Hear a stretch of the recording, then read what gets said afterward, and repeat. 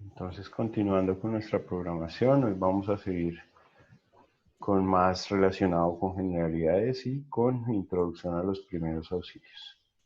¿Listo?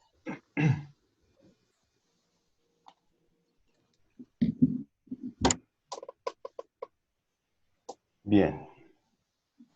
Todos están aquí en la presentación, ¿verdad? Señor profe. Sí, señor. Perfecto.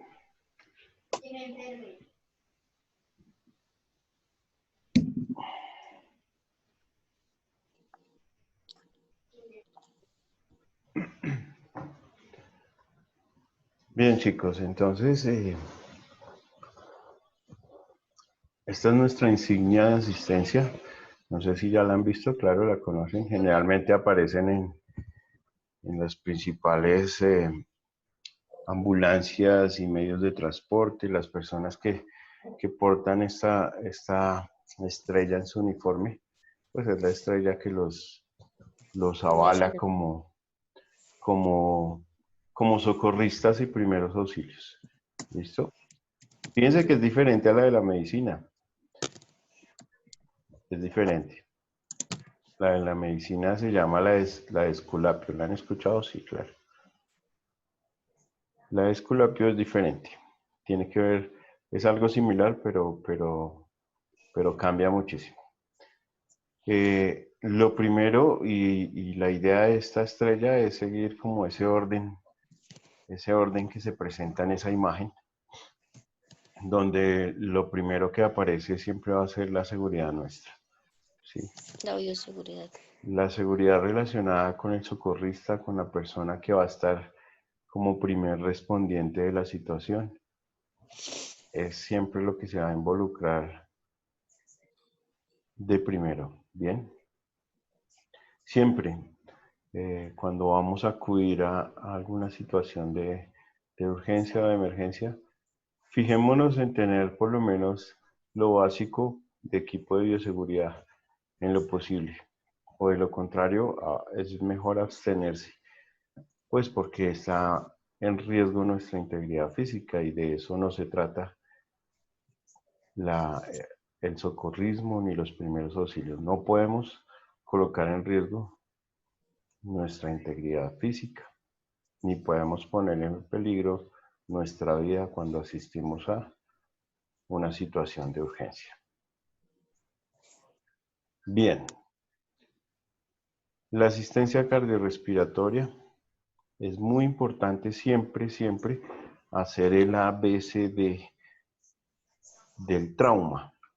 Quiere decir que lo primero que va a revisar uno es que realmente los signos relacionados con la vida estén presentes, la respiración, el pulso y demás. Por eso tenemos que verificar que el paciente no esté entrando en un problema cardiorrespiratorio que le esté comprometiendo la vida. Digamos que es lo primero que deberíamos solucionarle al paciente en aras de mantenerlo con vida. Tercero, asistencia de control de hemorragias y el estado de shock. Fíjense que la pérdida de sangre es una de las cuestiones más complicadas que puede tener un accidentado. La pérdida de sangre, si no se obstruye, se corrige, se coagula, si tratamos de estabilizar el paciente y disminuirle, ojalá no en algo, sino en mucho esa pérdida de sangre, podríamos garantizarle también una mejor supervivencia. Entonces hay que buscar esos puntos por donde el paciente pueda tener sangrados y asimismo trabajar en las maniobras que tengamos que hacer para poder pararle ese sangrado de manera adecuada. ¿Listo? Vamos a tener asistencia a heridas y quemaduras, digamos que ya también vamos a ver ese tipo de lesiones. Si en el momento podemos asistirle a ese tipo de lesiones, también es ideal. Fíjense que es muy probable que encontremos fracturas y luxaciones. Ese tipo de lesiones, las fracturas y las luxaciones, pues van a ser lesiones que seguramente están generando Primero, una inestabilidad en el paciente y segundo, le van a estar generando un dolor intenso, ¿sí?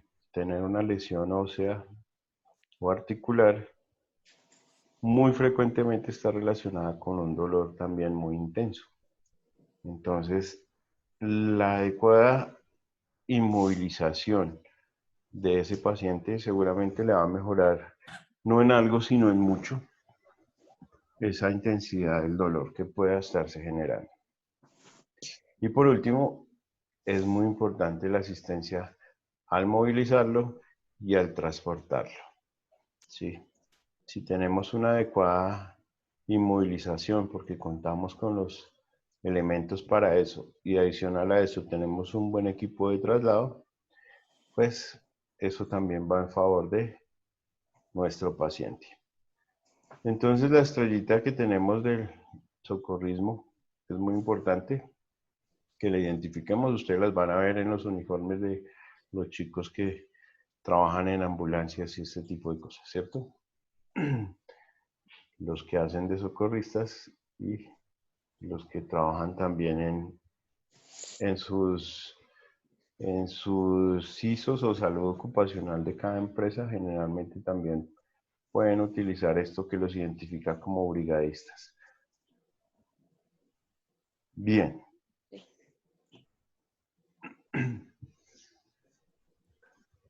Bueno, entonces seguimos con nuestras definiciones. Otra definición más: cuidados inmediatos, adecuados y provisionales prestados a las personas accidentadas o con una enfermedad. Entonces, toda la acción inmediata que se puede generar a una persona que se acaba de accidentar o que fue víctima de una enfermedad, siempre se le van a denominar los primeros auxilios. Importancia: sería conveniente que el mayor número posible de personas adquiera nociones de primeros auxilios básicos. Entonces, fíjense que cualquier persona puede tener esos conocimientos básicos de primeros auxilios. Claro, mi amor. Cualquier persona puede tener esos conocimientos básicos de primeros auxilios. Bien. Cada tipo de accidente tiene su tratamiento especial, pero hay una medida aplicable en todos los incidentes o emergencia que debemos tomar en cuenta. Es el estado de conciencia del paciente. Entonces es mucho más fácil trabajar sobre un paciente que su estado de conciencia no esté alterado, ¿cierto?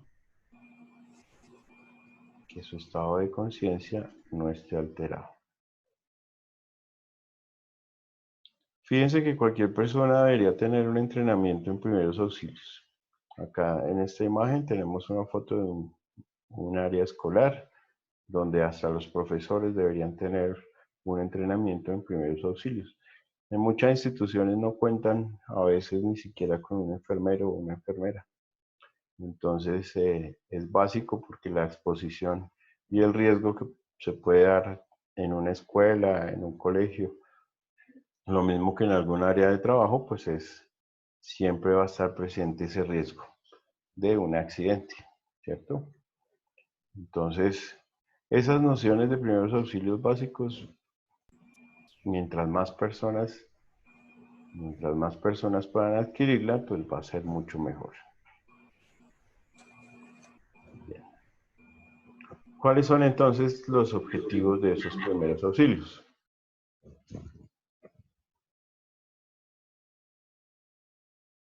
Claramente el objetivo más importante es conservar la vida. Ese es el objetivo principal de los primeros auxilios.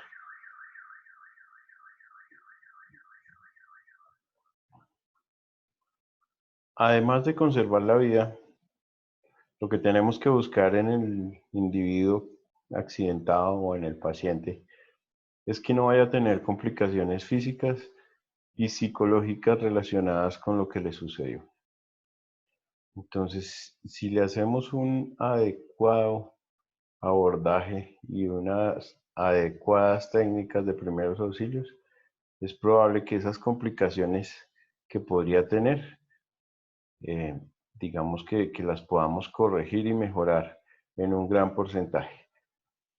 Entonces, fíjense que si nosotros actuamos muy bien en relación a lo que debemos hacer al atender a una persona, pues eso va a evitar que esa persona vaya a complicarse, tanto física como psicológicamente, porque fíjense que ciertos accidentes generan traumas y sobre todo traumas de este tipo, psicológico.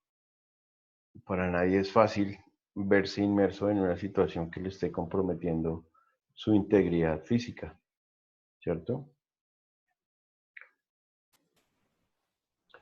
Ayudarlos a la recuperación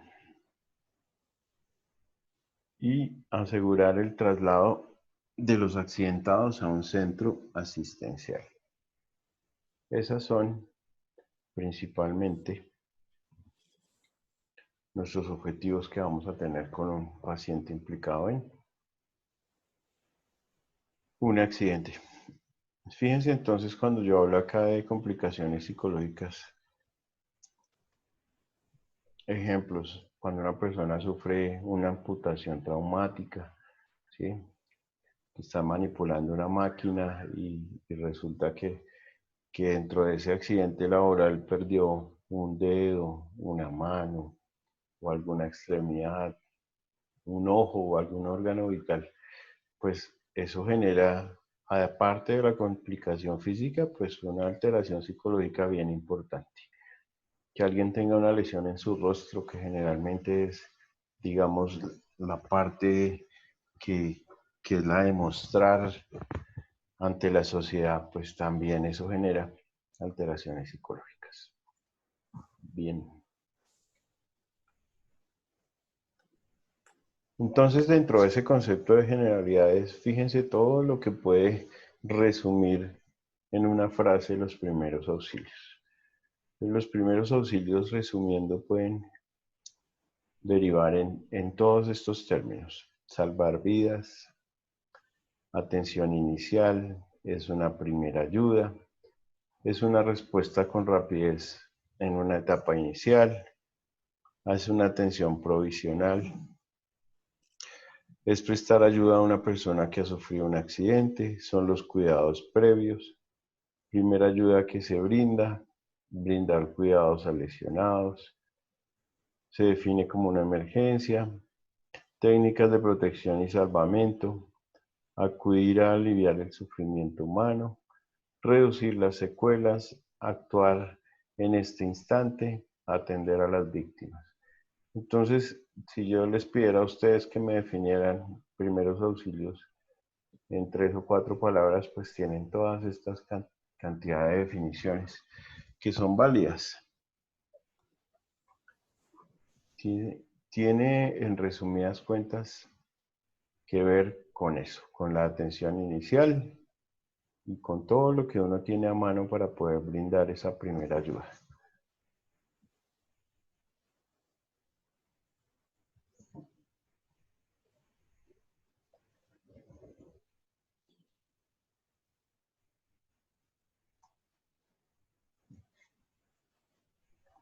¿Vamos bien o vamos muy rápido?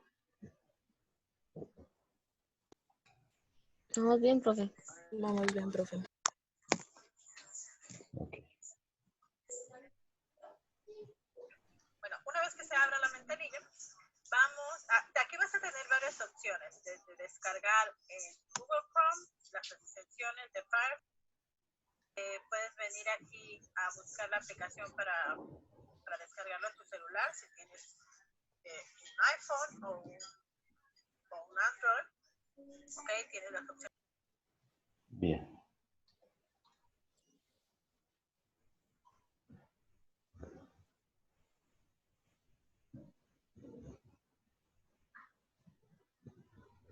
Siguiente.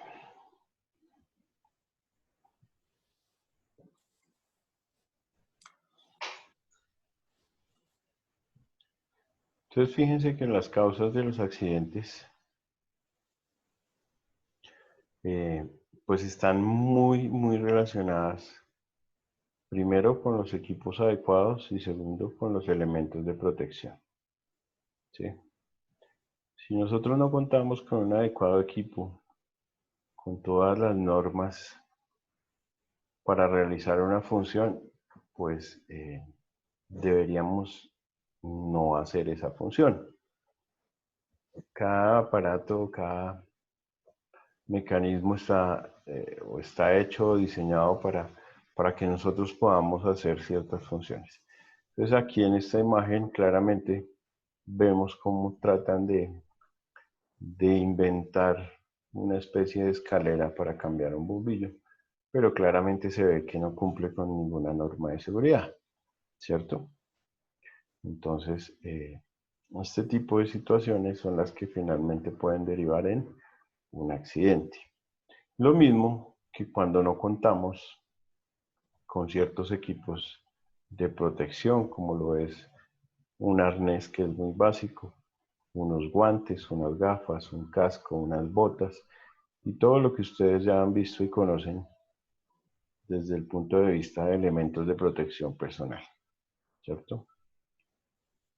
Entonces, generalmente, fíjense que los accidentes ocurren por un descuido, por simplemente estar en un ambiente de inseguridad, por no contar con ciertas medidas básicas de prevención de ese tipo de accidentes.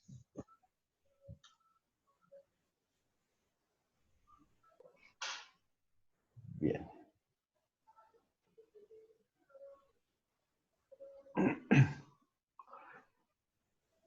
Entonces, frente a un accidente, ¿cuáles serían esas normas generales que debemos tener en cuenta? Entonces, ante un accidente que requiera atención de primeros auxilios, todo auxiliador o todo socorrista debe recordar siempre estas siguientes normas. ¿Listo? Actúe si tiene seguridad de lo que va a hacer. Esto es muy importante. Cuando uno tiene confianza en sí mismo y tiene seguridad de lo que va a hacer, pues en ese momento puede actuar con cierta tranquilidad.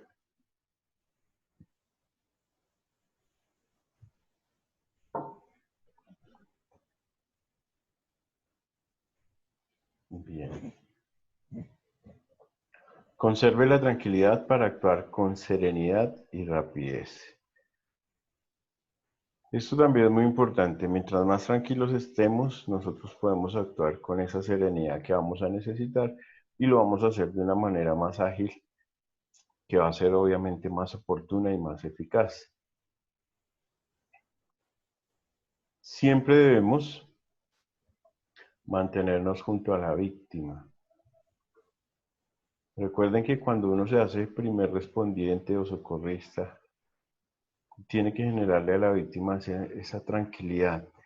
Y también es muy importante para ella. Y pues ese vínculo que se crea desde el inicio de la atención hasta que se pueda hacer el traslado a un sitio asistencial, pues la víctima generalmente ya ese vínculo y esa confianza que se ha generado se debe mantener durante todo ese proceso.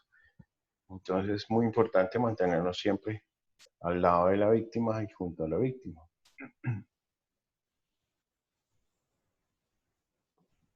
Siempre que ya tenemos la certeza de que hemos revisado todo lo relacionado con la parte vital de nuestro paciente, que no se esté comprometiendo su vida, pues ahí sí vamos a hacer como una segunda valoración para descubrir algunas lesiones distintas que hayamos podido omitir o que se nos hayan pasado por alto.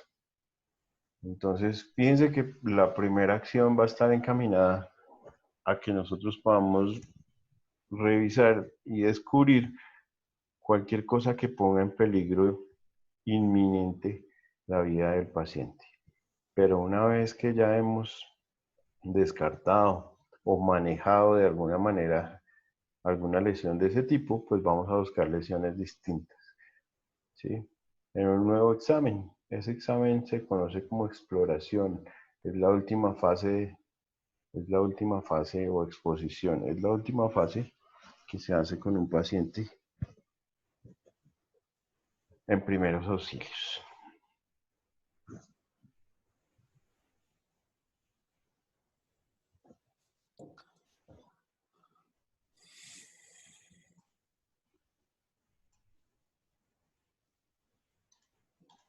Bien. Ok.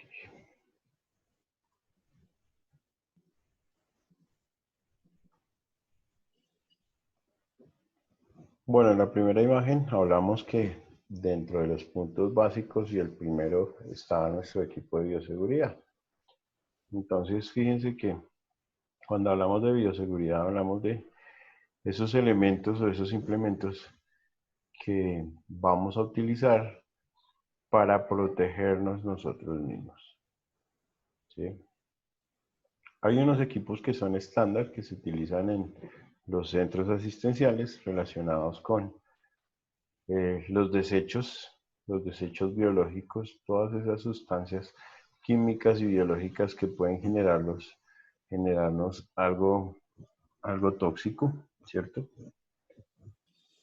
Que se empaca siempre en bolsas rojas y que lo identificamos por este distintivo. Este distintivo, donde quiera que lo encontremos, quiere decir que el contenido de ese producto es un contenido que puede ser tóxico y que puede generarlos en algún momento una lesión o alguna enfermedad biológica, ¿cierto? Los guardianes. ¿Alguien ha escuchado hablar de los guardianes? Señor profe. Listo. Entonces, un guardián es otro dispositivo que viene presellado donde vamos a colocar todos esos dispositivos que tienen contacto directo con secreciones del paciente a manera de venopunciones, todos esos objetos cortantes, las agujas, los bisturís. Siempre que los utilizamos sobre un paciente, independiente de que tenga o no tenga alguna enfermedad conocida, pues vamos a desechar esos productos en ese tipo de dispositivos. Se conocen como los guardianes.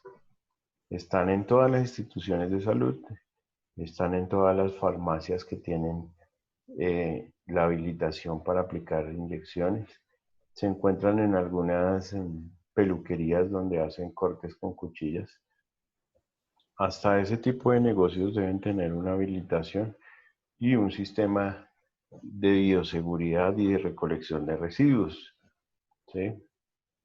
Estos residuos, todo lo relacionado con esta parte superior de la imagen, todos estos residuos, fíjense que estos residuos no los recoge nuestro prestador de aseo que funciona en una casa común y corriente, ¿cierto? Entonces debe haber un prestador en cada zona que nos recoja esos residuos, como por ejemplo en Bogotá, uno que se llama Ecocapital. Si una persona abrió una institución de salud, una farmacia, una peluquería y tiene que ver con residuos hospitalarios, lo primero que debe hacer es almacenarlos en bolsa roja y lo segundo es solamente entregarlos a ese prestador de recolección, ¿sí? Uno no puede colocar esta bolsa roja en mezclarla con los desechos comunes. Y ese prestador pasa una vez al mes y lo recoge con peso. Bueno, una vez al mes dependiendo del tipo de negocio, ¿no? Porque si es un hospital grande lo tiene que hacer con mucha más frecuencia. Bien. Y con relación ya a nuestra protección, pues tenemos los guantes, el tapabocas, muy común en nuestros días, y las gafas de bioseguridad, ¿sí? Este tapabocas sería el ideal. Ustedes ya conocen el dispositivo de tapabocas, han hablado mucho de ellos en estos días. Ya saben, a veces más que el que los diseña. El N95 es el que deberíamos utilizar todos, ¿no? Por sus filtros y sus condiciones de seguridad. Todo eso nos garantiza que nosotros estemos de cierta manera cubiertos y prevenidos ante cualquier eventualidad. Listo. Cuando llegamos a una situación de emergencia, siempre lo primero que tenemos que hacer es hacer una valoración de la escena donde se sucedió el hecho, donde se ocurrió. el accidente o lo que sea que haya pasado. Entonces, fíjense que aquí salen varias variables que hay que tener en cuenta. ¿Es seguro el lugar? ¿Sí? Eso es una pregunta que nos tenemos que hacer. ¿Es seguro el lugar? Porque pues si existe cierto riesgo de que el lugar no sea seguro, de que vaya a colapsar alguna estructura, de que todavía se estén presentando, por ejemplo, en el caso de un incendio, de que hayan gases por ahí que puedan explotar. No es como en las películas realmente, ¿sí? Pero sucede. Preguntarnos qué fue lo que pasó, aunque parezca evidente, toca revisar bien qué pudo haber pasado. ¿Listo? ¿Cuántas víctimas hay? Es otra pregunta que debemos hacernos. ¿Estoy seguro yo? Es una de las preguntas más importantes. ¿Estoy seguro yo? ¿Ese seguro a qué creen que se refiere? ¿Aseguro en lo que voy a hacer al actuar o aseguro en el sitio donde voy a actuar? En el sitio donde voy a actuar, profe. Bien. Sí, aunque recuerden también que dentro de lo que dijimos en las diapositivas anteriores, también es importante que nosotros sepamos lo que vamos a hacer. Pero sí, este estoy seguro yo hace referencia al sitio donde vamos a movernos. ¿Hay espectadores que puedan ayudar?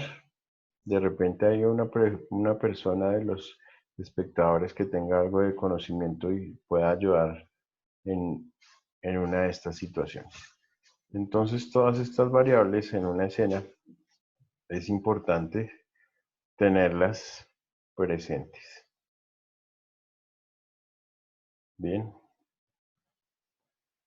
Muchas veces el estrés que puede generar una situación de esta, como por ejemplo la de la imagen, a veces uno quisiera como actuar con rapidez, pero pues esa misma angustia de actuar rápido a veces no deja que uno organice sus ideas y por eso puede actuar mal. Entonces es muy importante mantener siempre la tranquilidad, ya lo dijimos. Y al estar tranquilo, pues nos va a hacer pensar mejor las cosas y actuar mejor. Bien.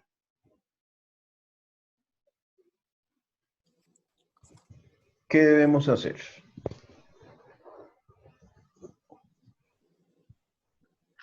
Entonces, no mover al paciente. Solamente lo haremos cuando descartemos cualquier fractura o se encuentre en un lugar de inminente peligro. O sea, si definitivamente nosotros vemos que el paciente va a estar en un peligro inminente, pues tenemos que moverlo, obviamente. Y si ya le hemos descartado una lesión o una fractura que nos permita movilizarlo, pues también podríamos moverlo. De lo contrario, no mover al paciente. Es una regla general. Bien. El socorrista no debe exponer su vida por salvar la del accidentado. Entonces, esta es otra parte muy importante. No exponer nuestra vida para salvar la del accidentado. Tenemos que resolver la emergencia, no ser parte de ella. Entonces, ese segundo párrafo está muy claro en el sentido en que si nosotros vamos a exponer nuestra vida, ¿sí? Nos podemos convertir en parte del problema y no parte de la solución. Entonces, siempre hay que tratar de resolver la emergencia sin ser parte de la emergencia, ni exponer nuestra integridad física por salvar la del otro. Son reglas generales. Si finalmente se descartó cualquier fractura, se colocará al paciente en posición de seguridad para evitar que se ahogue con el vómito. ¿Sí? Muchas veces, después de un trauma, se pueden generar vómitos o emesis de manera De manera que improvista, sin que a veces, muchas veces, sin que el paciente sienta náuseas, ¿sí? A eso se le llama un vómito en proyectil, cuando un paciente ni siquiera tiene náuseas, sino se le viene el vómito. Y es un indicador de que es probable que tenga una lesión nerviosa en el sistema nervioso o un trauma craneal importante. Nunca se les debe dar ni de beber ni de comer a los pacientes, o al accidentado en este caso.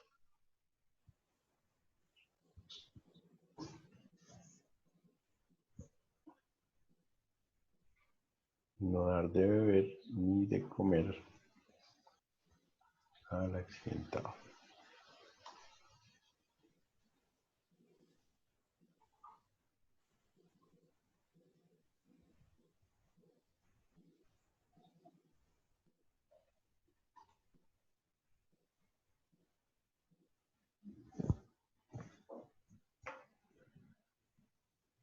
Bien.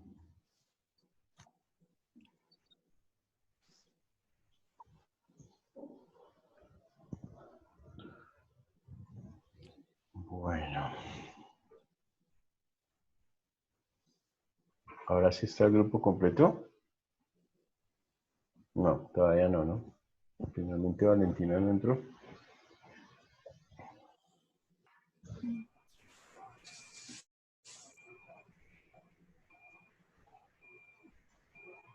Ah, es que Xiomara me aparece 2 veces. Bueno, bien. No pasa nada. Siguiente. Entonces hay algo que se llama la valoración primaria y la valoración secundaria.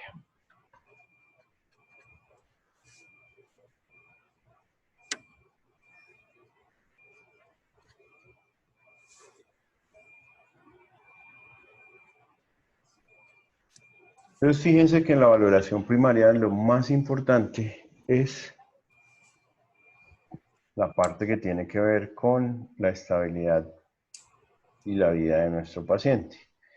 Siempre que vayamos a hablar de una valoración primaria, lo que hacemos es algo que se llama el ABCDE, ABCDE de la reanimación. Siempre. Entonces es lo primero que debemos hacer cuando abordamos a un paciente. El ABCDE. Las iniciales de esta ABCDE están en inglés, por eso se colocan así. Por ejemplo, la A significa airway, que significa vía aérea. Airway. ¿Listo? Entonces, vía aérea es lo primero que valoramos, si está permeable. ¿Qué quiere decir permeable una vía aérea?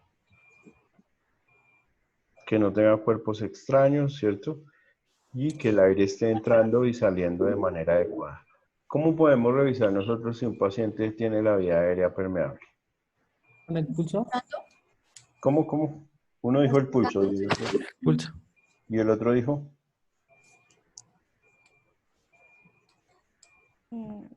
Pues supongo que en el movimiento del pecho, profe, ¿será? O sea, si podemos ver que esté subiendo y bajando, no sé.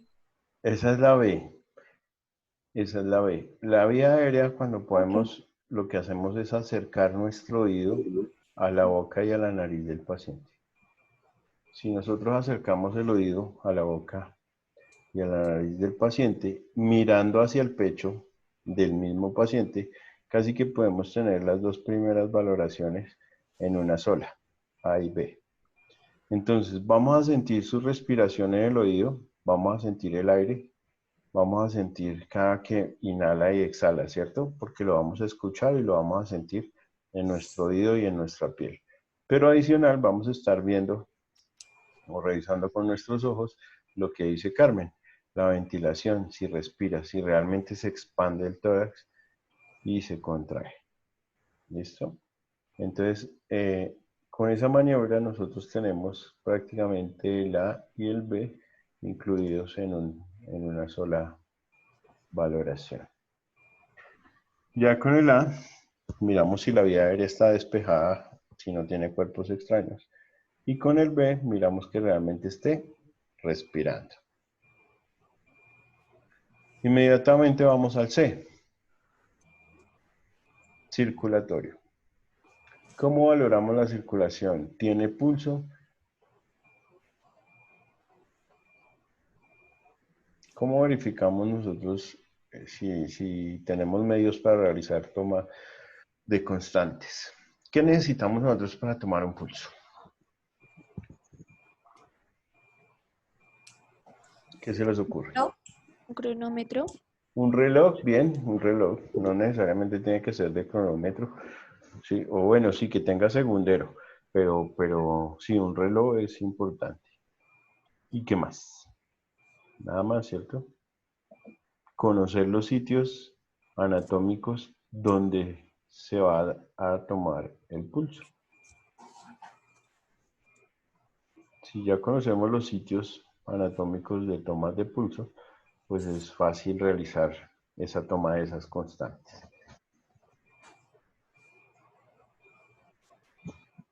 Entonces, ya una vez verificamos que su vía aérea está permeable, que está respirando, que aún tiene pulso, nos vamos a la parte o a la variable D, perdón, que significa valoración neurológica. Si el paciente está consciente. Fíjense que en una de las primeras imágenes que mostramos al inicio de la presentación, hablábamos de esto, del estado de conciencia, ¿cierto? Si el paciente está consciente es muy importante desde el punto de vista neurológico. Y el estado de conciencia implica una valoración en sus esferas. ¿Qué significa esa valoración de las esferas? ¿Alguien me dice las esferas neurológicas? ¿Sería el lugar, tiempo y espacio, profe? ¿Cuáles me dijiste? Espacio. El lugar, tiempo y espacio, o sea, el lugar donde está, quién es. Lugar y espacio vendrían a ser la misma, sí. Entonces, en tiempo, en lugar y en persona. Tiempo, lugar y persona. ¿Listo? Entonces, cuando uno hace ese tipo de preguntas o esa valoración neurológica, primero es si está consciente. Luego, ¿qué le va a preguntar? ¿Cómo se llama? ¿Cierto? Que tenga conciencia de quién es. Sí. Segundo, ¿dónde se encuentra? Que la persona sepa exactamente en qué sitio se encuentra.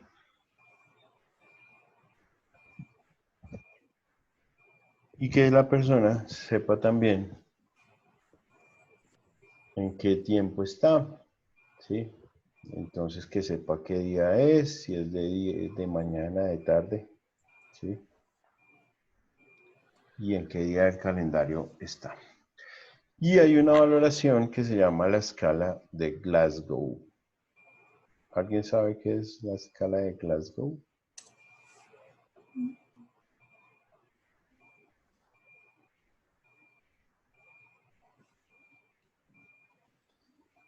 ¿No? No, señor. La escala de Glasgow es, digamos que una escala universal de valoración neurológica. Se llama así porque fue en la ciudad donde se realizó inicialmente. Glasgow es el nombre de una ciudad, no es el nombre de un individuo, sino de una ciudad. ¿Listo? Entonces, en Glasgow se manejan 5 variables y cada variable tiene un puntaje. ¿Sí? Entonces, digamos, la apertura ocular, ¿sí? Si el paciente abre los ojos por sí mismo, si abre los ojos solo al hablarle, si abre los ojos con algún estímulo doloroso, si definitivamente no abre los ojos. Entonces eso le da una calificación de 1, 2, 3, 4 o 5. Siendo 5 la mejor calificación, o sea que abre los ojos de manera normal y cuando uno le habla y todo lo demás. La respuesta al dolor, entonces lo mismo. La escala se maneja de 1 a 5, siendo 5 la mejor valoración. Entonces responde a estímulos dolorosos, responde al llamado verbal. Finalmente, una valoración de 15 sobre 15, que es lo que se hace, ¿sí?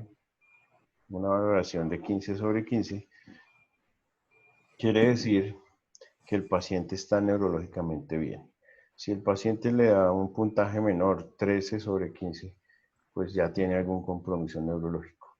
Generalmente un paciente con una escala de Glasgow menor de 10 es un paciente que va a necesitar ser entubado porque su estado de conciencia no va a permitir que él pueda por sí mismo mantener todas estas cosas anteriores. La respiración, la circulación, ¿sí? Y ese tipo de variables. Y eso generalmente se da en los traumas craneales severos. ¿Listo? Cuando una persona tiene un shock, un trauma craneoencefálico severo, pues esta escala de Glasgow empieza a disminuirse. Y lo último que se hace es la exposición, que es simplemente revisar al paciente ya de manera como más macro, ¿sí? No centrarnos en una sola parte, sino muchas veces se le quita hasta la mayoría de la ropa para poder revisar y poder documentar más información. Heridas, escoriaciones, luxaciones, fracturas y algunas otras cosas que se nos puedan haber pasado. No, más bien que vamos a complementar de todo lo que ya tenemos. En sí, la valoración primaria no es otra cosa que la ABCD de la reanimación. Y ya en algún momento lo vamos a ver en una sola clase, nos vamos a dedicar solamente en una clase a hacer esto. Está dentro de los temas que dejamos para exposición también. Y la asistencia secundaria es valoración, interpretación y aplicación de cabeza, pies y espalda de las regiones anatómicas, y es como ir buscando todo lo que dijimos que se hacía en la exposición. ¿Qué nos quedó pendiente? ¿Qué otras lesiones vamos a encontrar? Y cómo podemos ir manejando todo lo que nos vamos encontrando. Eso incluye heridas, quemaduras, raspaduras y demás. Luxaciones, fracturas. Bien. La cadena de supervivencia se hace siempre en ese orden, ¿sí? La cadena de supervivencia hace referencia a la seguridad del escenario. Recuerden que ya nosotros llegamos a la escena, ya nos hicimos todas las preguntas que teníamos que hacernos en relación a si el sitio es seguro, si es seguro que yo pueda atender esa urgencia, si sé lo que estoy haciendo, si hay alguien que me pueda ayudar, si tengo mis elementos de protección necesarios. Recuerden que solamente puedo actuar cuando estoy seguro de lo que voy a hacer y tengo la protección. Recuerden que yo no me puedo convertir en parte del problema, sino de la solución. Entonces, lo primero es eso, la seguridad de la escena. A partir de ahí, recuerden que habíamos dicho pedir ayuda.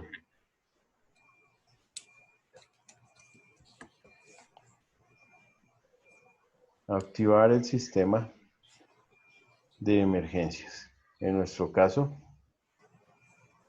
la línea 123, en nuestro caso,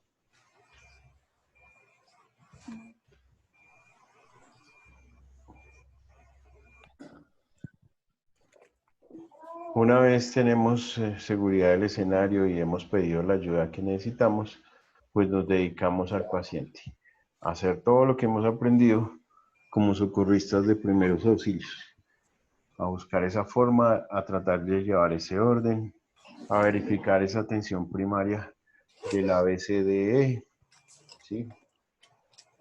A hacer una adecuada valoración y reanimación. Y por último, pues buscar la forma de inmovilizar al paciente para poder hacerle su traslado adecuado. Y una vez llega la ayuda, pues vamos a terminar con el traslado de nuestro paciente. Entonces vamos a trasladarlo Generalmente pues son las ambulancias hacia los sitios donde van a terminar de darle la atención que nosotros iniciamos. Todo esto se hace en el menor tiempo posible. ¿Listo? Y recuerden que a esto es a lo que le llamamos la hora dorada del trauma. La hora dorada del trauma, que ya lo hemos mencionado, ¿cierto? Bien. La hora dorada del trauma. La hora dorada del trauma.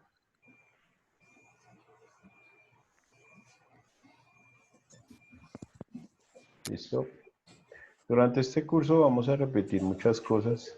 De hecho, vamos de repente a dedicarle una sola clase a lo que es el traslado, otra sola clase a lo que es el escenario del accidente, otra sola clase a tipos de accidentes.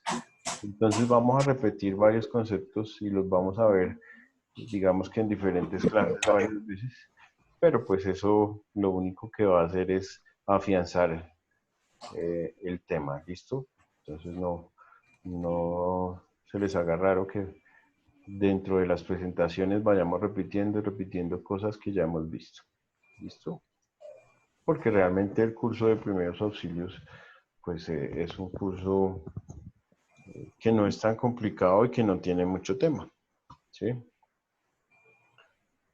Entonces por eso nos vamos a dedicar en una sola clase, por ejemplo, solo a quemaduras, en una sola clase solo a fracturas y así sucesivamente. Bien.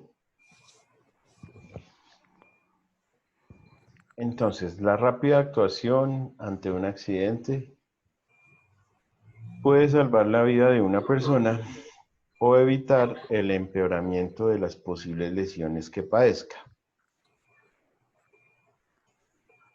Entonces, acá repetimos algo muy importante.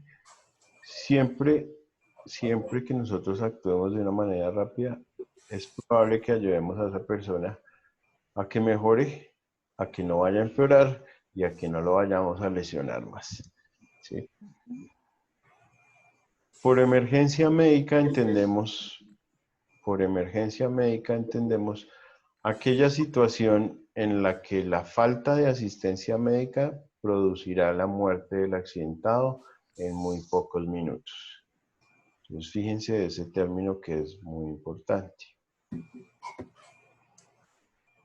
La falta de asistencia médica va a derivar en la muerte del accidentado en pocos minutos. A eso le denominamos una emergencia médica o una urgencia médica.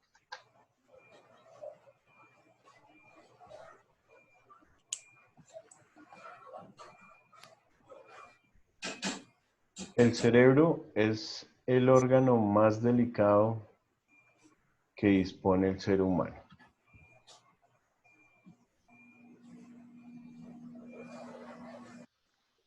Entonces, si nuestro cerebro le falta oxígeno, en poco tiempo tendrá lesiones irreversibles, produciéndose la muerte entre 8 y 10 minutos.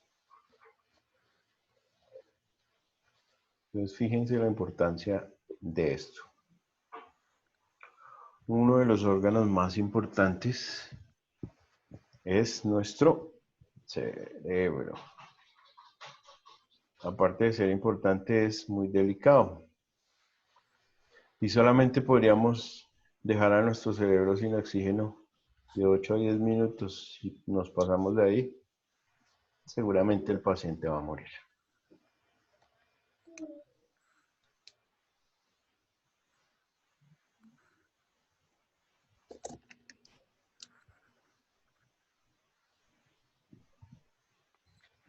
Entonces, por lo tanto, cualquier paro cardiorrespiratorio, cualquier fracaso de las funciones cardíacas y respiratorias, con la consiguiente incapacidad para hacer llegar sangre oxigenada a las células, es una situación de máxima emergencia, ya que el tratamiento inmediato dependerá la vida del paciente. Del tratamiento inmediato dependerá la vida del paciente. ¿Cuál es el tratamiento inmediato cuando tenemos un paro cardiorrespiratorio? A ver, ¿quién me dice?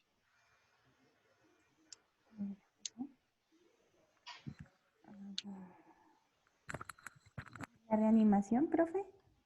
La reanimación cardiopulmonar, exactamente, Carmen, no hay otra. Entonces, tenemos que saber básicamente cómo se hace una reanimación cardiopulmonar, ¿sí?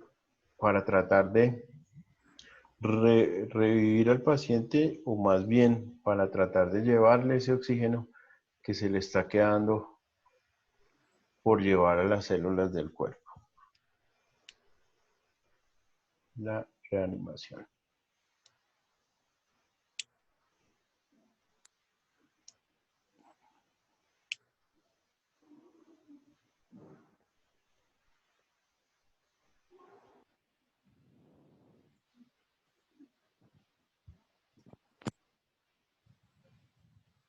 ¿Listo? ¿Continuamos? Señor. Profe. Ok. Bueno. Entonces, hemos hablado del ABC. El objetivo principal de esa valoración primaria siempre es identificar esas situaciones que ponen o que suponen una amenaza para la vida en menos de un minuto. Entonces, siempre este ABC es lo que puede poner o lo que puede amenazar la vida de un paciente. Entonces, lo primero que vamos a hacer y siempre tenemos que actuar en ese mismo orden. Sí, siempre vamos a actuar en ese mismo orden. Vía aérea, respiración, vía aérea, respiración y circulación. Entonces, la permeabilidad de las vías aéreas necesaria para que llegue a los pulmones. ¿Cómo la valoramos? Poniendo el oído en la nariz y la boca del paciente. La respiración, ¿cómo la valoramos? Una vez estamos poniendo el oído, vamos mirando de una vez si se expande o no el pecho y el tórax. Si existe el latido del corazón y la ausencia de grandes hemorragias es importante. Y para eso pues revisamos también el pulso en el paciente, ¿no? El pulso que ya dijimos que habían ciertas zonas donde vamos a tomar ese pulso.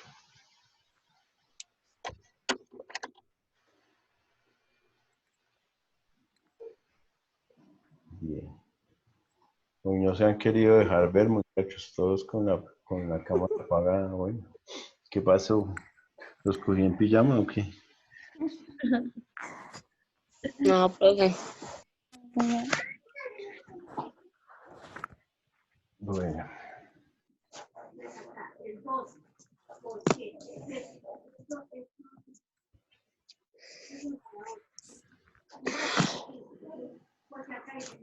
Bueno.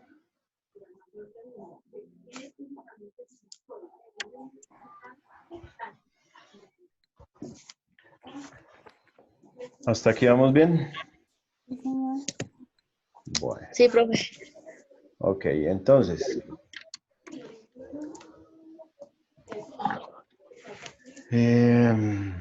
Vamos a ver si están concentrados estos muchachos. Ay, por Dios. Ay, por Dios, exactamente. Sí, yo diría lo mismo.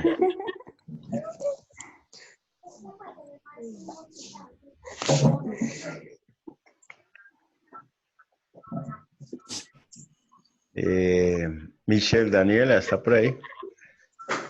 Sí, señor. A ver, Michelle, dime, ¿cuál es el tiempo que puede tener de vida una persona que está involucrada en una falta de oxígeno en el cerebro? De 8 a 10 minutos. Perfecto. Dayana. Dayana.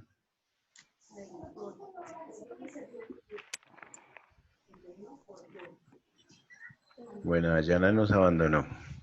Señor, profe. Dayana, cuando tú vas a valorar en el ABC de la valoración primaria, ¿cómo evalúas tú la circulación de un paciente? Profe, no le oigo. Espérate porque es que hay un micrófono por ahí abierto. Ponle ese número compuesto. Eso, gracias. Ahora sí, un poco mejor.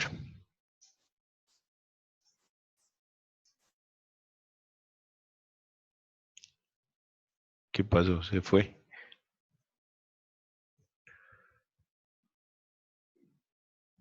Dayana.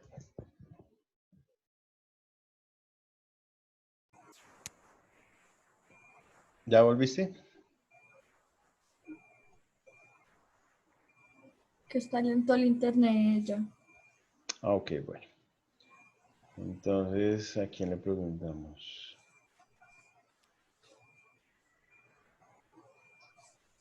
Brigitte. Aquí estoy, profe.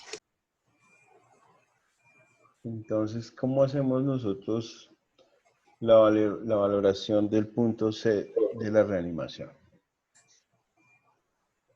Que es la circulación. Mirar si tiene pulso. Mirar si tiene pulso. Listo.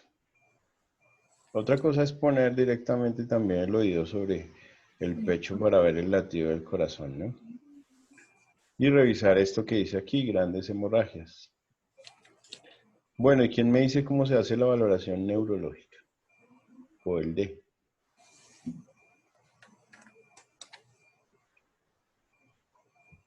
Tiempo, lugar Sí. y persona. Valoración del estado de conciencia, muy bien. Es muy importante valorar ¿Con la escala, profe? el estado de conciencia y adicional del estado de conciencia que nos dice John, pues la escala de Glasgow. De Glasgow. Glasgow. De Glasgow. Bueno, bien. La escala de Glasgow y la valoración del estado de conciencia. Bueno, bien. Los signos vitales. Entonces, se denominan signos vitales a las señales o reacciones que presenta un ser humano con vida que revelan las funciones básicas del organismo. Entonces, nosotros tenemos que empezar a hacer el ejercicio de tomar signos vitales a cualquier persona que podamos tener a mano. ¿Listo?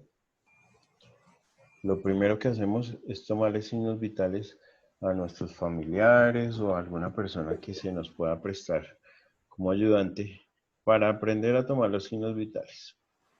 Obviamente esto lo vamos a hacer sin afán, ¿sí? Buscando los recursos necesarios para esto. Y tenemos que aprender a hacerlo. ¿Listo?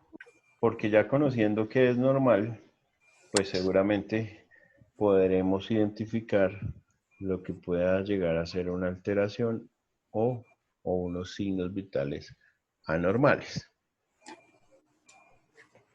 ¿Cierto?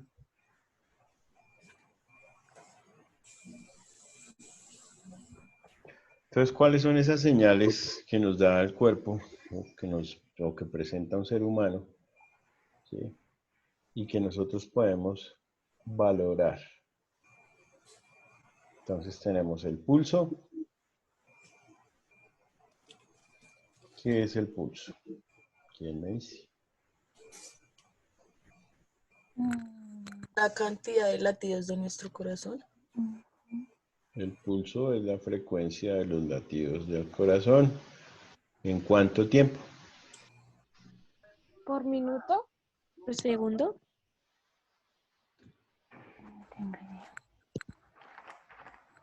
¿Por minuto o por segundo? Segundo. Por segundo. Por minuto.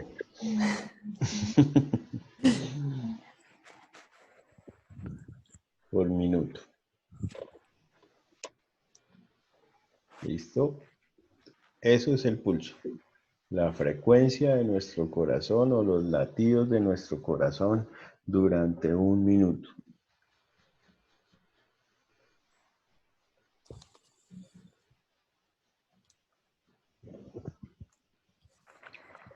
¿Cuáles son esos sitios donde nosotros nos podemos tomar el pulso? La muñeca. Una mano, una muñeca, El cuello. el cuello. Cuello, la mano. En la muñeca, en el cuello. ¿Dónde vas?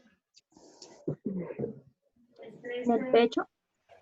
O sea, los que están en amarillo son los números primos. En la región inguinal y en la parte anterior del tobillo. Entonces, al del puño se le llama el pulso radial. El pulso radial es el que se toma en la arteria radial. ¿Alguien sabe cuál es la arteria radial? No, señor. ¿Alguien sabe cuál es el hueso del radio? Ahí sí no tengo idea. ¿No han escuchado hablar del radio? Pero que le dé 3, no, relatarle, que le dé. Es que eso es. ¿Sí ve? Mire, los números primos No. No, señor. Pues por lo menos yo no. Bueno.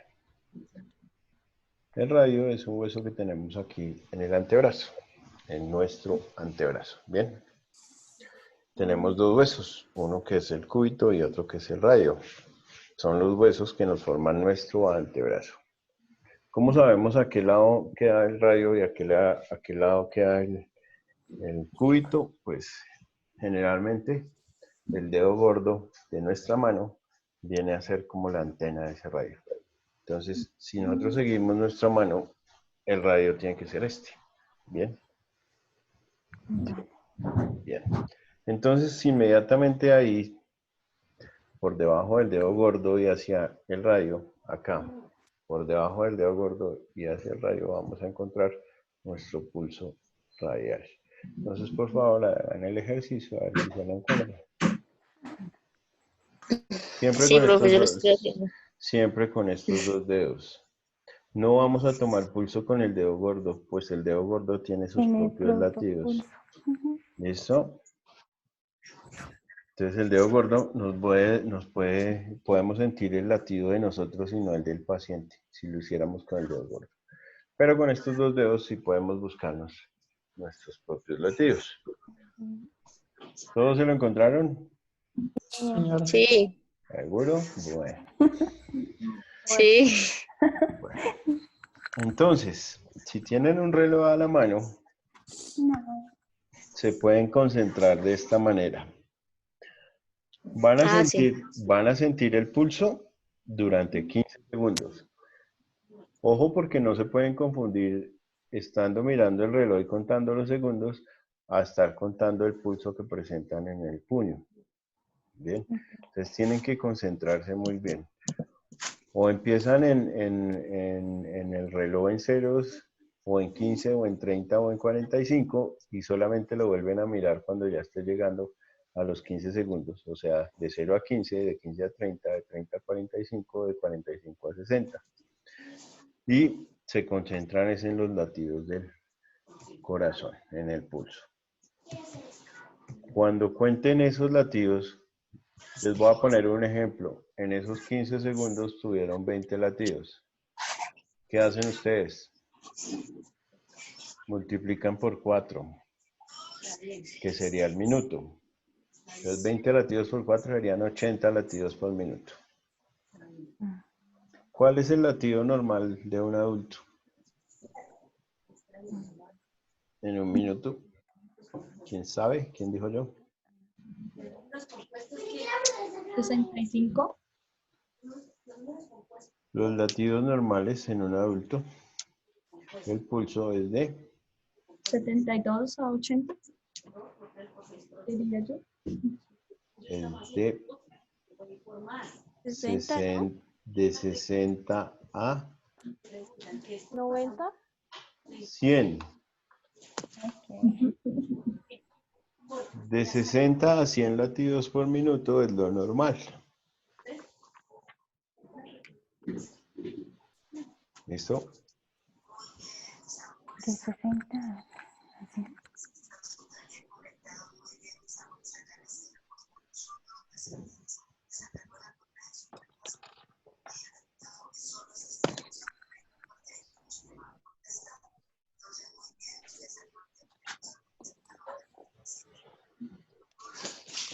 ¿Cómo esperan encontrar a ustedes un paciente que le acaba de sufrir un accidente?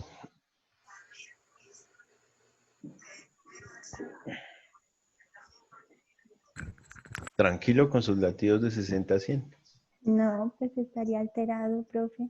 Alterado. ¿Y esa alteración en qué en qué le deriva? ¿En el pulso? Sí, pero en un aumento o en una disminución del latido. ¿En aumento? Un aumento. Claro, ¿cierto? Le da a uno como un aumento de esos latidos. ¿Cómo se llama el aumento de los latidos? ¿Taquicardia? ¿O algo así? Taquicardia. Taquicardia.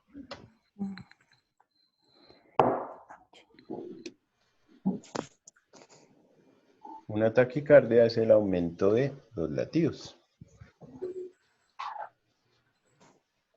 ¿Y cuál sería el contrario de la taquicardia?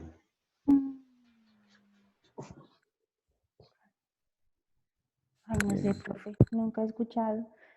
Pues es Nunca como más normal escuchar eso. De hecho, uno te suele decirlo ¿Bradicardia, cuando profe? Muy bien, la bradicardia. taquicardia.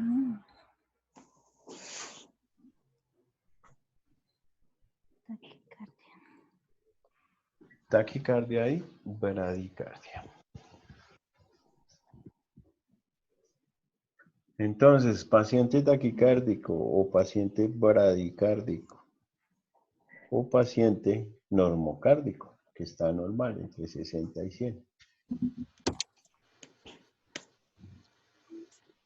¿Cómo es, profe, el último? ¿Mono qué?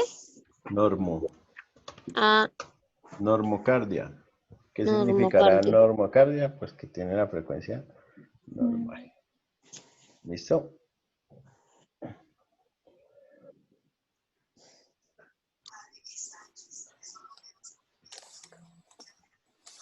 Bueno, ya se perdieron. Bueno, rápidamente entonces traten de tocarse el pulso yugular, que es el del cuello.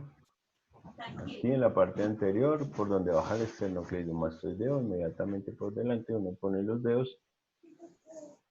Ah, profe, bien, pero ¿cuál es el esternocleidomastoideo? Sí, no, buena pregunta. Pues, si ustedes se revisan el cuello, van a ver un músculo que baja a lo largo y que es un músculo grueso. Por delante de ese músculo van a tocar ustedes el pulso yugular. ¿Listo? ¿Difícil?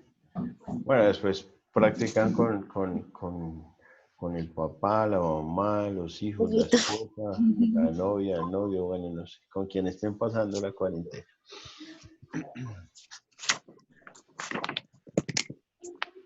¿Cómo se llama ese pulso, profe? ¿Pulso qué? Yugular. O carotidio también.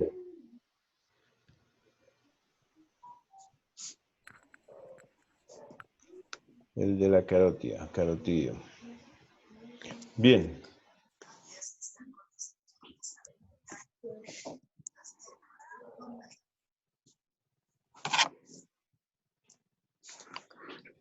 Siempre que tenemos un vaso grande o un vaso importante, ese nos va a generar pulso. Entonces tenemos el carotidio, tenemos el radial, tenemos el femoral, tenemos el inguinal y tenemos el pedio. ¿Quieren que se los enumere aquí? Por favor. Sí, profe, por favor. Entonces,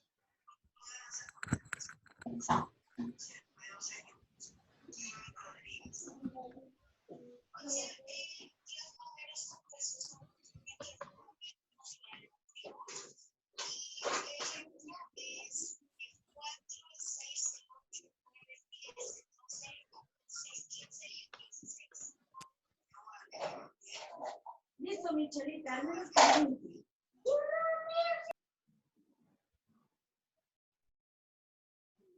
¿listo?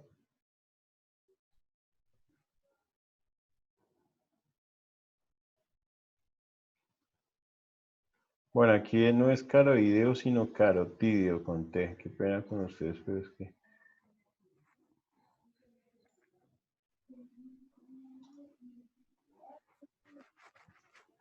Aquí lo coloco nuevamente, carotideo. Me falló el teclado. Carotidio. Radial, inguinal, femoral, pedio. Y hay muchos otros. Pero pues estos son los principales.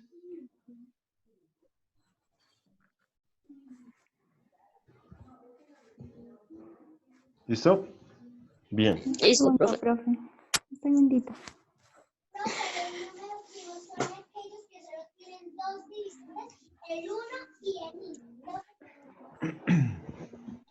La temperatura corporal, muy de moda en estos días. Recuerden que uno de los principales síntomas de la enfermedad de moda es la temperatura alta, ¿no?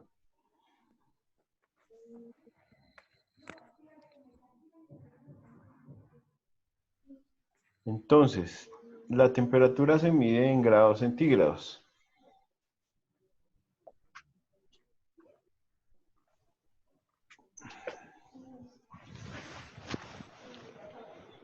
La temperatura se mide en grados centígrados.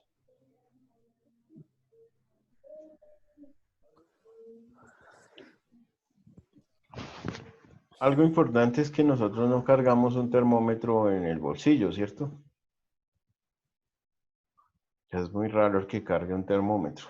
Siempre lo tenemos en casa, de pronto en algunos hogares, pero pues que uno cargue un termómetro como cargar las llaves del apartamento, como que no. Entonces fíjense que por eso, en ese orden de ideas, el pulso es fácil de tomar, la respiración es fácil de tomar, pero la temperatura y la presión, pues se necesitan de ciertos dispositivos para poder tomar sus valores. Sin embargo, pues tenemos que mencionarlos. La temperatura normal de un organismo es de 36.5 hasta 37.5. 36.5 hasta 37.5 grados centígrados.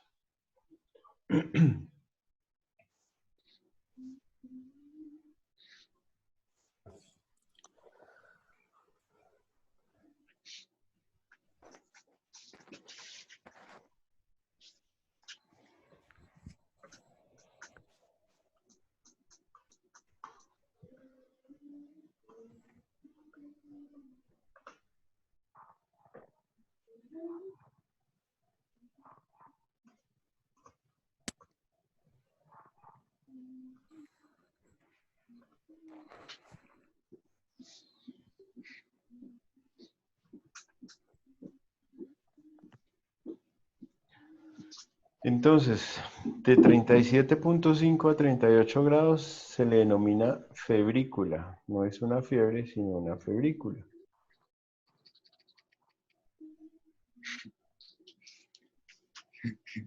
Y solamente hay fiebre por encima de 38. De 38 en adelante es cuando nosotros hablamos de fiebre. Entonces, fíjense que lo normal son estos rangos que tenemos acá arriba. ¿Cómo se le puede llamar a lo normal? Si el pulso era normocárdico, ¿cómo se le podrá llamar a la temperatura? ¿Normo qué?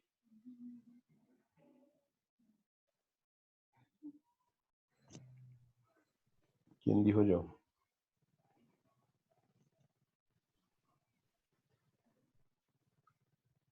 ¿Normo qué?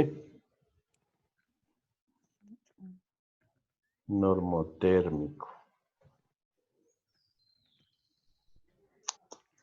Ahí se me fue aquí.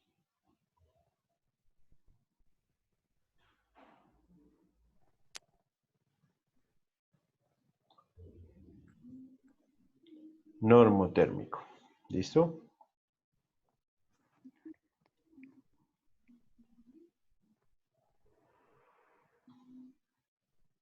¿Ya se perdieron o todavía me siguen? Todavía lo Profe. seguimos. Ay, lo seguí. Bueno, gracias.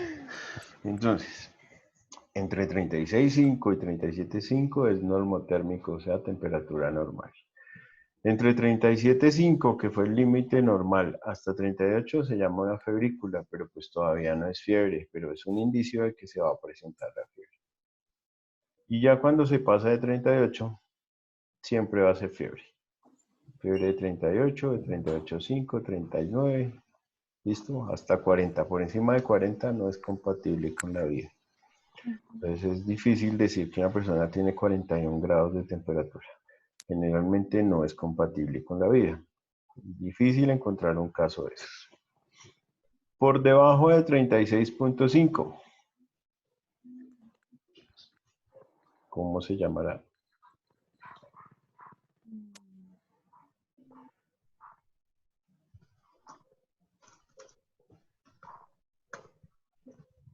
¿Cómo le llamará? Fácil. ¿Hipotermia? Muy bien. Gracias. Por debajo de 36. Si se encuentra por debajo de lo normal, pues va a ser una hipotermia. Eso quiere decir que si nosotros tenemos hipotermia por debajo de 36,5, a la fiebre, ¿cómo se le podría llamar como sinónimo? O sea, aparte de fiebre, ¿qué otro nombre se le puede dar? Si acá tenemos hipotermia, ¿cómo se llamará el otro? ¿Cuál es el contrario de hipo? Piensen, tranquilos, no se estresen. Tómense su tiempo. Hipertermia, profe. Eso, perfecto. ¿Quién lo dijo? Yo, profe. ¿Quién soy yo? Es que no te veo. Juliana Boyacá. Ah, bueno, muy bien. Hipertermia. Déjese ver. No tengo Uy. cámara. Ush. Tan agresivo usted, ole. Bien. Dígale, tranquila que allá en clase nos vemos en la universidad.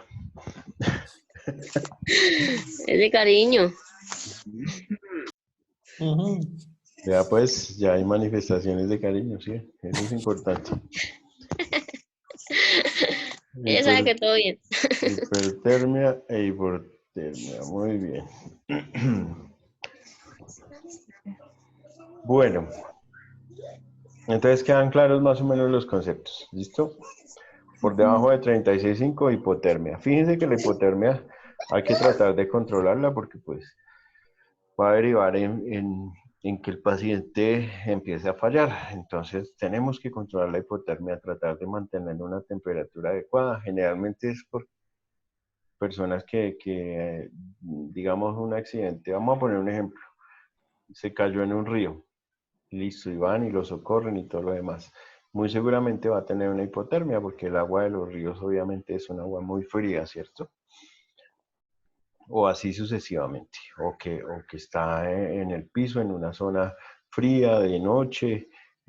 Todo lo que tenga que ver con pérdidas de temperatura se le va a denominar hipotermia y hay que tratar de manejarla. ¿Cómo se maneja? Pues buscando generarle calor al paciente.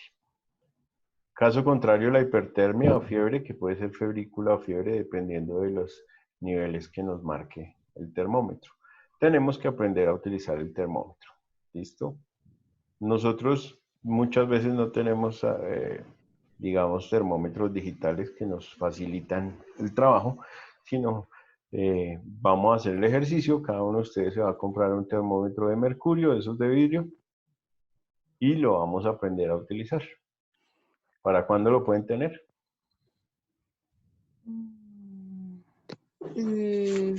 Pues yo lo puedo tener para mañana, profe.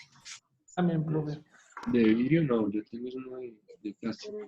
Bueno, ese vidrio vale como 500 o 1.000 pesos. Claro que ahorita si lo están El punto, cobrando. el punto de profe sí se consigue. Claro, Porque ¿están yo agotados? conseguí, sí, porque digamos aquí al lado de nosotros hay una farmacia y no hay. Yo tengo uno digital pues por mi hija porque no falta, pero Ah, el de ok. vidrio no se consiguió. Bueno, tranquilos. No es tampoco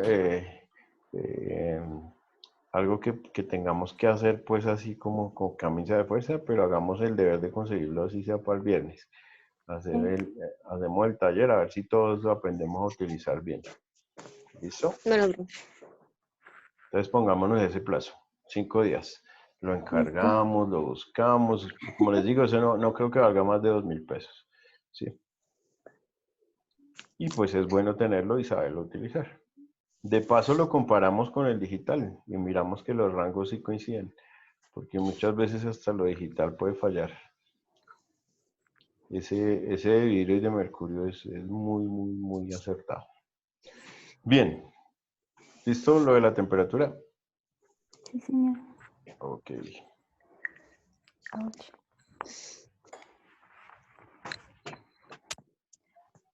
La respiración. Vamos con la respiración.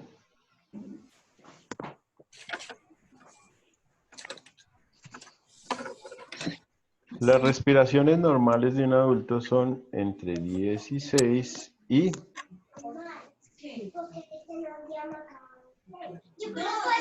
importa. Amor, para lo que la gente... ¿Qué respiración?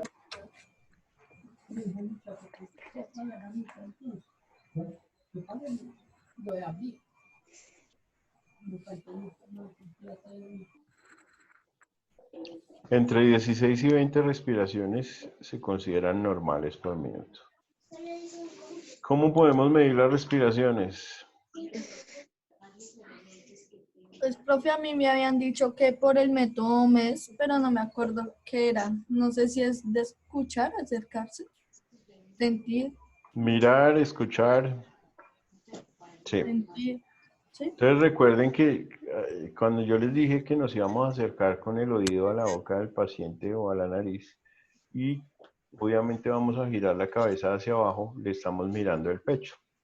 Entonces, una vez el paciente toma aire, se le va a expandir el tórax y nosotros vamos a ver cómo se infla el tórax. Y una vez lo bota, pues se le va a disminuir el tórax, ¿cierto?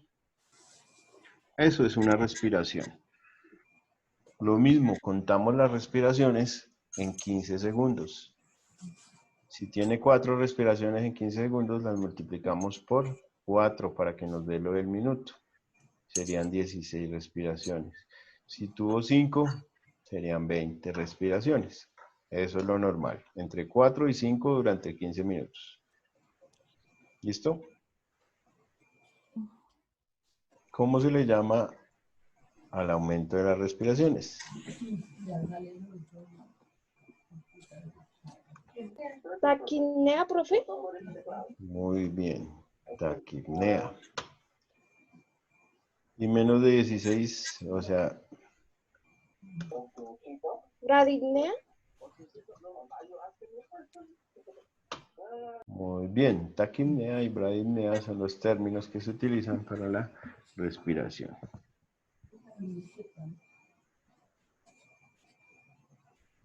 Y si no tiene respiración, la corché. Ha muerto. Bien, está muerto, pero como está muerto, ¿cómo se le llama a que no tiene respiración pulmonar?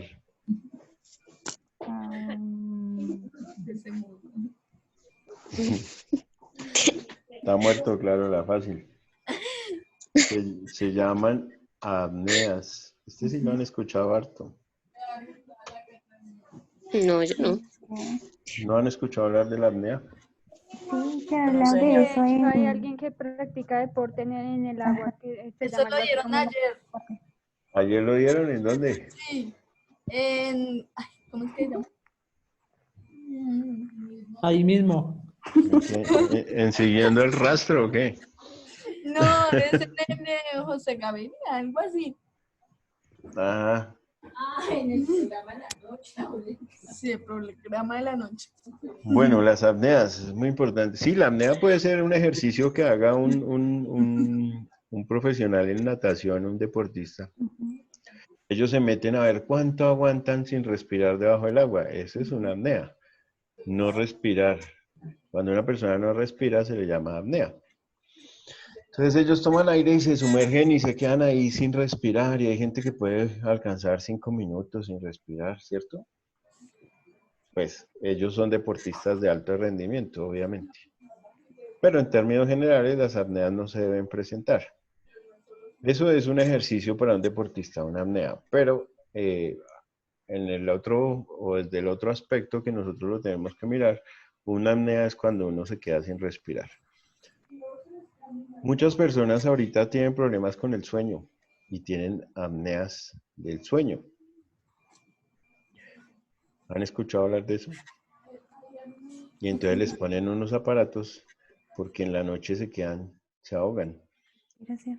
Les hacen un estudio que se llama una polisomnografía, que es ponerlos durante la noche con unos aparatos y ver en qué momento deja de respirar.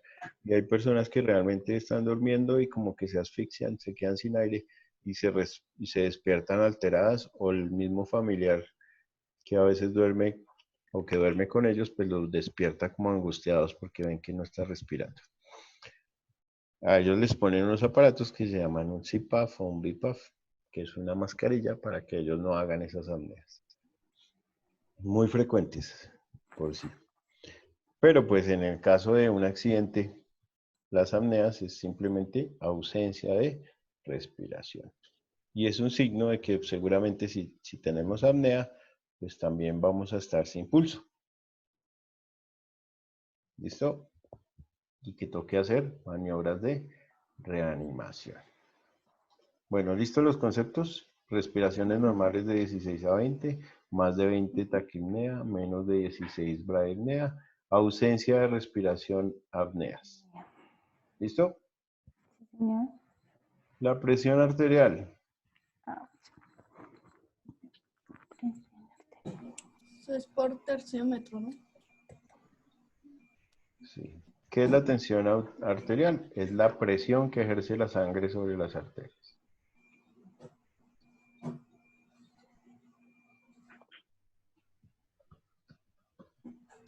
Profe, perdón, presión que ejerce. Sangre.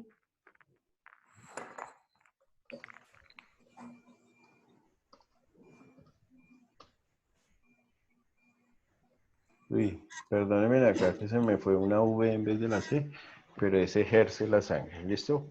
Que si le doy borrar se me borra todo lo que escribí.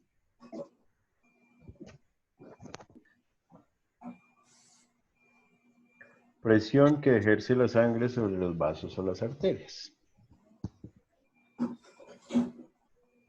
Presión normal. Eso se mide en milímetros de mercurio. La presión normal es de 120 sobre 80. A eso se le considera normal. Hipertensión. Vamos a ponerlo por acá arriba.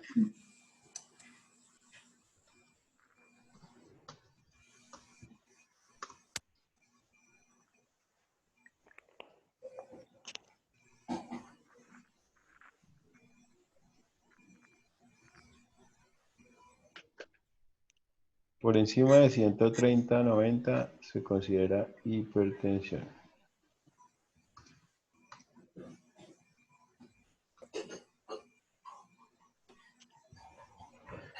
(130/90 o más es hipertensión. ¿Y cuál sería el contrario de la hipertensión? ¿Quién dijo yo? Hipotensión. Hipotensión. Hipotensión. Juliana está volando. Por debajo de 160, ¿listo?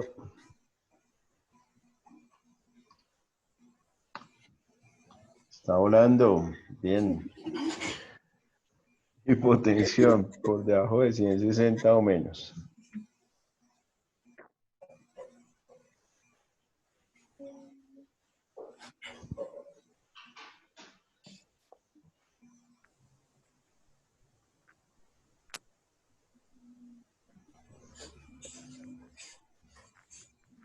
Entonces, fíjense que los signos vitales son súper importantes, porque nos van a dar una idea de cómo está nuestro paciente. Entonces, si nosotros estamos ante una hemorragia, un sangrado bien importante, ¿sí? ¿Qué creen que pase con la tensión y el pulso, por ejemplo? Esos dos variables. Pues debe bajar. ¿Qué debe bajar, el pulso o la tensión cuando hay un sangrado? Pues yo pienso que las dos cosas, profe, porque El pulso y tanto la presión tiene que ver con con la sangre, ¿no? Y si está pues si se está, Tu perspectiva es muy buena. Sin embargo, claro, uno de los dos baja, pero el otro se aumenta cuando tenemos una pérdida de sangre. ¿y cuál aumenta, profe? Disculpa. La El que presión arterial es la que disminuye, ¿no? Muy bien, nuestra tensión se nos baja. Ujú. Cuando tenemos pérdida de sangre, pues ya no vamos a tener mucha fuerza que ejercer sobre los vasos porque tenemos muy poquita sangre, entonces baja la fuerza que se ejerce. Nos da una hipotensión. Pero a la vez necesitamos llevar esa poquita sangre que nos queda hacia todos los tejidos. Entonces el cuerpo reacciona aumentando El la pulso. El frecuencia. pulso, la frecuencia cardíaca. Sí. Uy, volvió Jennifer, llegó.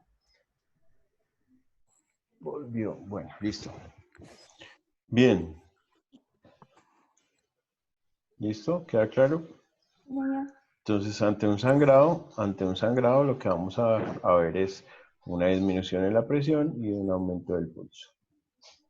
Es un síntoma bien importante cuando hablemos de shock por pérdida de sangre. Bueno, vamos a borrar esto aquí. Entonces queda claro las variables de los signos vitales, ¿cierto? ¿Por qué son tan importantes? Vamos a buscar la forma entonces de hacer el ejercicio con algún familiar, de tomarle el pulso 15 segundos y multiplicar ese valor por 4. La respiración lo mismo. Vamos a tratar de conseguirnos el termómetro de mercurio de vidrio para todos aprender a utilizarlo, porque no siempre vamos a tener uno digital. ¿Listo? Y pues el digital no necesitamos sino prenderlo y ponerlo. Mientras que el otro tenemos que aprenderlo a usar. Y también vamos a aprender a tomar la tensión arterial. ¿Cuándo? Cuando vamos a tener un taller en la universidad, pues lo podremos hacer. Pero mientras tanto lo podemos hacer en casa. Si alguno de ustedes tiene un tensiómetro, excelente. ¿Alguien tiene tensiómetros en casa? Yo, profe. Profe, una hermana sí lo tiene. Bueno, bien. Lo mismo, pues ahora la tecnología está tan avanzada que los tensiómetros también son digitales. Pero si lográramos conseguir este que está aquí en la imagen, que es el de el relojito, ¿sí? Sería ideal. Y pues hacemos el ejercicio y en la pantalla miramos cómo se utiliza. Tratan de hacerlo en casa. Y una vez tengamos ese chance en la universidad, pues así sea que nos tomemos una clase de otro docente o buscamos un espacio para hacer un taller de signos vitales, lo hacemos, ¿les parece? Sí, señor. Si no alcanzamos para esta materia, pues por lo de las clases virtuales. Voy a seguir adelantando aquí un poquito la presentación. Ya casi para terminar.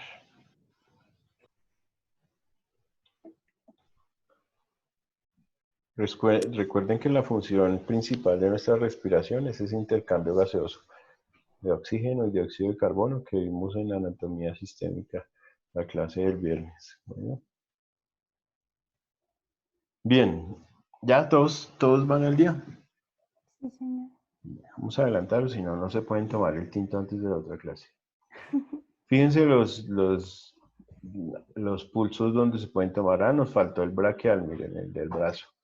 El radial, fíjense que les dije yo que el dedo gordo de nuestra mano venía a ser como la antena del radio, ¿sí? Entonces anatómicamente ya ustedes lo van a identificar. Y quiere decir que por esa misma línea del dedo gordo vamos a encontrar el pulso. El braquial, acá donde generalmente nos sacan la sangre, cuando vamos a un laboratorio clínico, aquí vamos a encontrar el pulso braquial. Y el carotídeo, fíjense que es por delante de este músculo que nos atraviesa, que es el esternocleidomastoideo. Aquí en este triangulito. ¿Listo? ¿Cómo se denomina el pulso? La expansión rítmica de una arteria producida por el paso de la sangre bombeada desde el corazón. Adultos de 72 a 80, bueno, igual dijimos que de 60 a 100, esa constante es válida para para nosotros.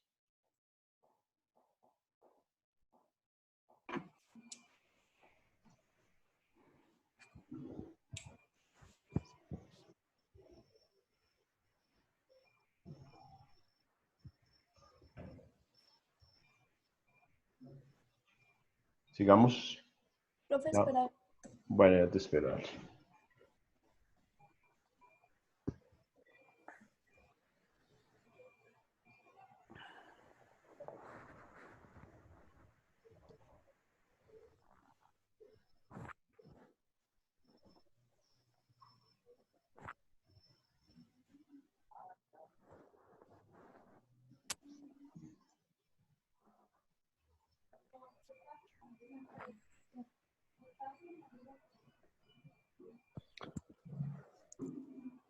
Listo, profe. Bien. Gracias. Ok.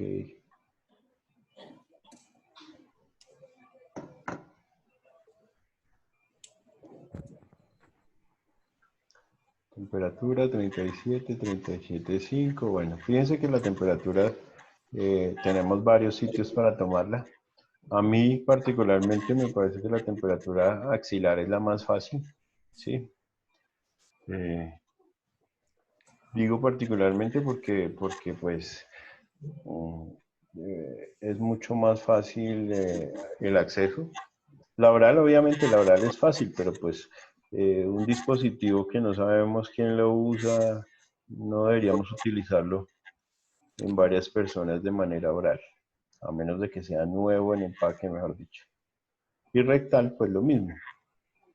Entonces la temperatura axilar es como la más frecuente, la que más utilizamos, y los términos, habíamos dicho hipotermia e hipertermia en relación a las alteraciones con la temperatura.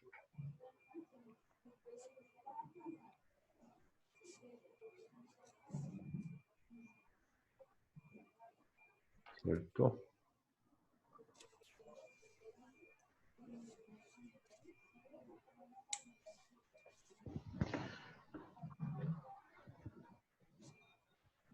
Bueno, sigamos. Sigamos, que esto ya lo habíamos visto ahí donde me quedé hablando un poquito. A ver si terminamos. La presión. Esta es la definición, no la vayan a copiar, yo ya les había dicho que era la fuerza que ejerce la sangre por las paredes de las arterias. Se mide con un estetoscopio y tensiómetro. Sus anomalías son hipotensión e hipertensión. Y la presión normal es de 120-80 milímetros de mercurio. Esto también ya lo habíamos visto. Valoración secundaria, bueno, esto vamos a darlo aquí. Vamos a parar aquí, ya después vamos a tener una clase donde vamos a hablar de la obstrucción de las vías aéreas por cuerpos extraños, el atragantamiento. Uno de ustedes va a tener esa clase conmigo, lo del atragantamiento de los cuerpos extraños. Esta es la maniobra de Hermich, que es la maniobra para expulsar cuerpos extraños. Bien, vamos a dejar esto hasta acá. Muchas gracias. Entonces, paremos aquí. No se preocupen.